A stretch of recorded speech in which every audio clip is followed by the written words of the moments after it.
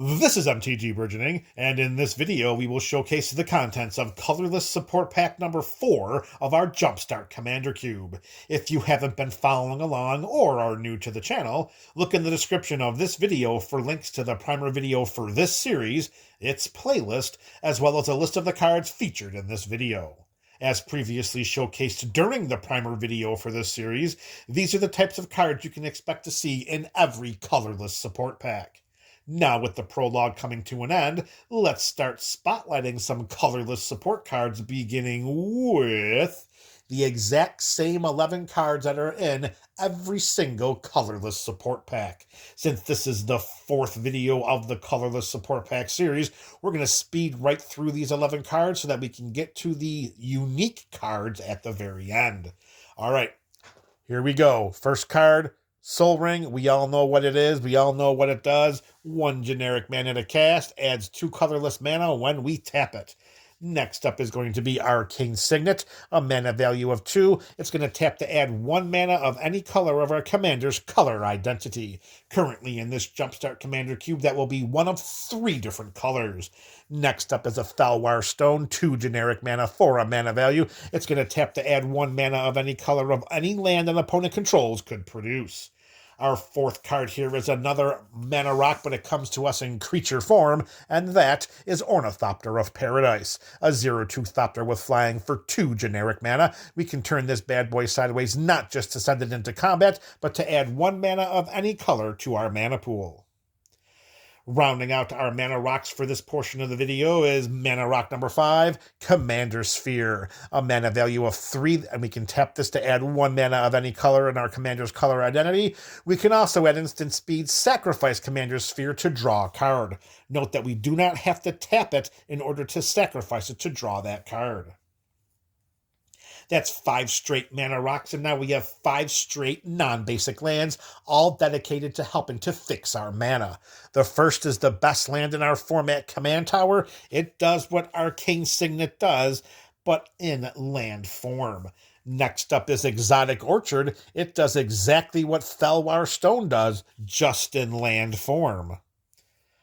Our 3rd land is a nice surprise land in these colorless support packs, and that is Forbidden Orchard. It taps to add 1 mana of any color, and whenever we tap it for mana, target opponent gets to create a 1/1 colorless spirit creature token that does not fly. Don't you dare try to fly with it. Don't do it. So Forbidden Orchard, if it's on the battlefield of one of our opponents, that means that our Felwar Stone and our Exotic Orchard will be able to tap for 1 mana of any color, because that land taps for 1 mana of any color. And if we know this, then our opponents will know it as well. Our next 2 cards are clones of each other, so we're going to throw those bad boys up there on the screen simultaneously, and that is Evolving Wilds and Terramorphic Expanse. Each land can be tapped and sacrificed to search our library for a basic land card, putting it onto the battlefield tapped, and then we shuffle our library. These lands aren't going to do anything in the form of tapping for colored mana, but it is going to allow us to fix our mana by getting a basic land that we need from our library straight to our side of the battlefield.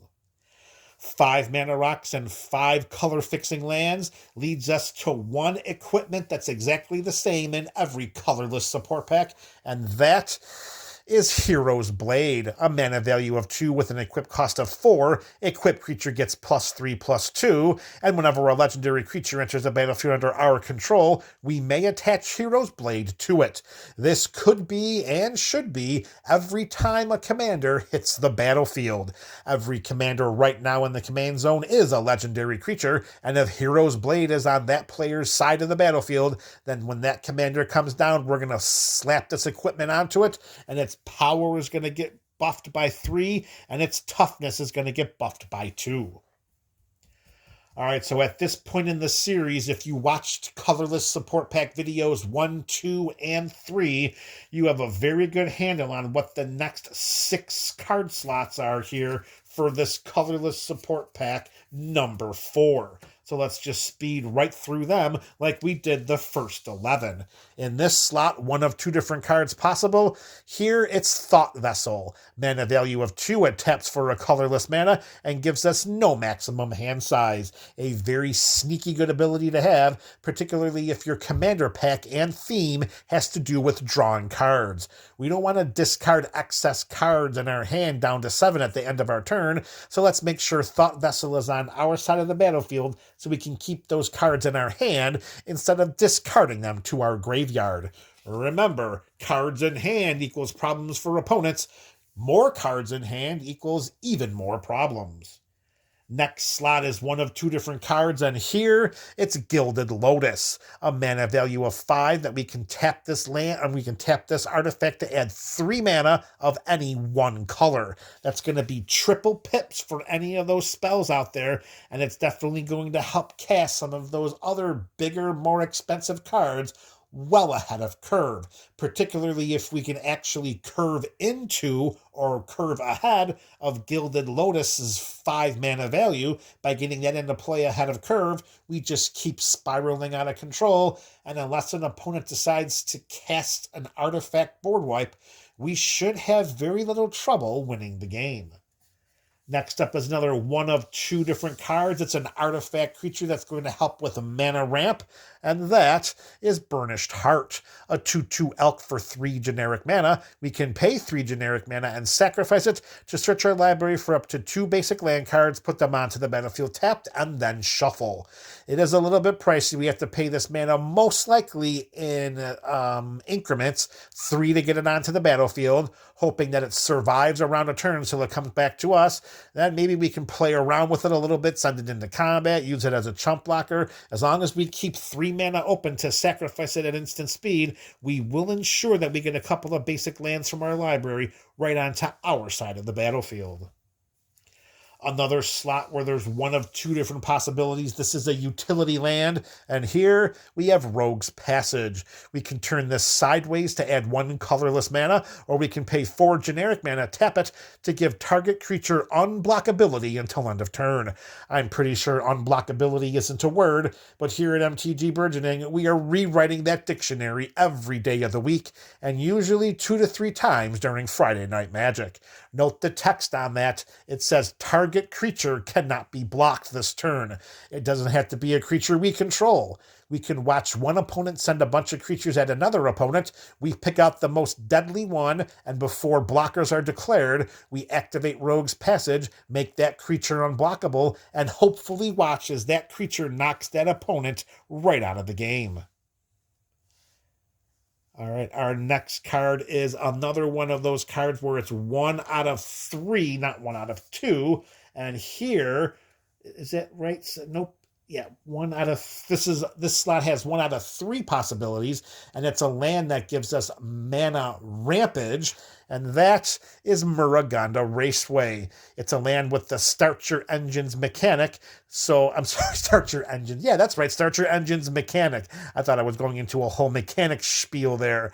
All right, so when this comes into play, it's on our side of the battlefield. It says Start Your Engines. If we have no speed, our speed starts at 1. It increases once on each of our turns when an opponent loses life, and our max speed is 4. We can tap this land for a colorless mana, but once we reach max speed, we can tap it for 2 colorless mana instead.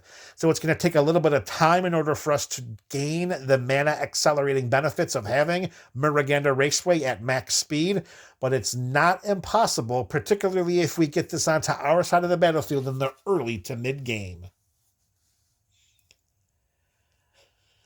All right, and this last slot here, slot number 17, is one of 2 different cards. It helps to protect a creature and give it haste. And in this colorless support pack, that card is Lightning Greaves, an equipment for a mana value of 2 generic mana with an equip cost of 0. Equipped creature has haste and Shroud.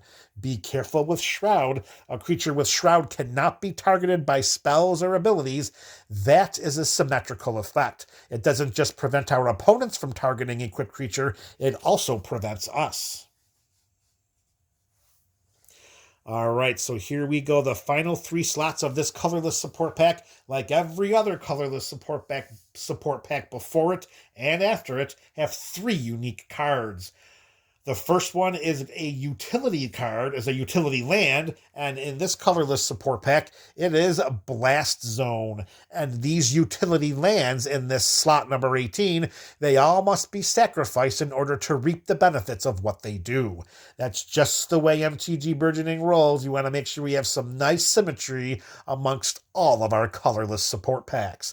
So Blast Zone enters the battlefield with a charge counter on it, which is a pretty good idea because if not, we could pop this off right away and destroy every token on the battlefield. We can tap this land to add a colorless mana. We can pay XX and tap this land, of course, to put X charge counters on Blast Zone. When you see a cost with XX, you have to pay the exact same amount of X in each instance of X. So if we want to put 1 charge counter on Blast Zone, we have to pay X once and then pay it again, tap it to put that 1 charge counter onto Blast Zone. Then we can pay 3 generic mana and tap and sacrifice Blast Stone to destroy each non-land permanent with mana value equal to the number of charge counters on Blast Stone. Now you can see why this has to enter with a charge counter on it, because this could come into play with no charge counters on it. We could pay 3 right away, tap and sacrifice it, and light up every single token on the battlefield like simultaneous Death Stars. All right, our next land is another non-basic land, but this is in manland form, and this one is Faceless Haven. It's a snow land. It taps for 1 colorless mana, and in order to activate it, we have to pay 3 snow mana. Now keep in mind, none of the cards that you see here, lands, mana rocks, any of them, are going to produce snow mana. The snow mana predominantly will be found in all of the color support packs. There are 3 snow-covered basic lands in every single color support pack. So activating Faceless Haven, although it may seem challenging, keep in mind we have lots of ways to get those lands onto our side of the battlefield, the snow lands, of course, in order to activate this ability. And when we do, we can have Faceless Haven become a 4/3 creature with vigilance and all creature types until end of turn, and it's still a land. The fact that the creature is still a land helps to prevent any of our opponents from targeting it with any spells or abilities that says something along the lines of something target non-land permanent. Even though it's a creature, it indicates that it's still a land, and those spells and abilities will not apply to Faceless Haven. All right, we're down to our last slot here. That's slot number 20. And across all of our colorless support packs, this slot is dedicated to an equipment that can help grant card advantage. We want to make sure that the cards are flowing in and out of our hands, because that just makes for more fun games and much more interaction. So our equipment for card advantage in this slot of colorless support pack number 4, it is Infiltration Lens. A mana value of 1 with an equip cost of 1 as well. Whenever equipped creature becomes blocked by a creature, we may draw 2 cards. Boy, oh boy, can you imagine the potential of politicking this at the EDH table? It wouldn't be difficult to find an opponent that has a creature that could block the equipped creature without either creature dying, allowing us to draw the 2 cards in promise of something for that opponent either during that turn or sometime during the game later. Do we want to roll that way? No, we do not. This was not a card that MTG Burgeoning would have voted for by himself. This was a metagame card recommendation. So here it is. As long as we can put this onto a creature that we know is going to get blocked, at least we're going to be able to draw a couple of cards. Whether or not that's just going to be a disposable token, or maybe it's going to be one of our indestructible creatures that we know we can send safely into combat. And if it gets bigger and bigger, then our opponents are going to be forced to block it. And then we can keep those cards flowing into our hands like nobody's business. We can keep those cards flowing into our hand, not our hands. All right, MTGBC, I think we're good here. We have showcased the contents of Colorless Support Pack number 4 of our Jumpstart Commander Cube. Let me know your thoughts about these cards in the comment section below. This is MTG Burgeoning, your channel for all things Magic.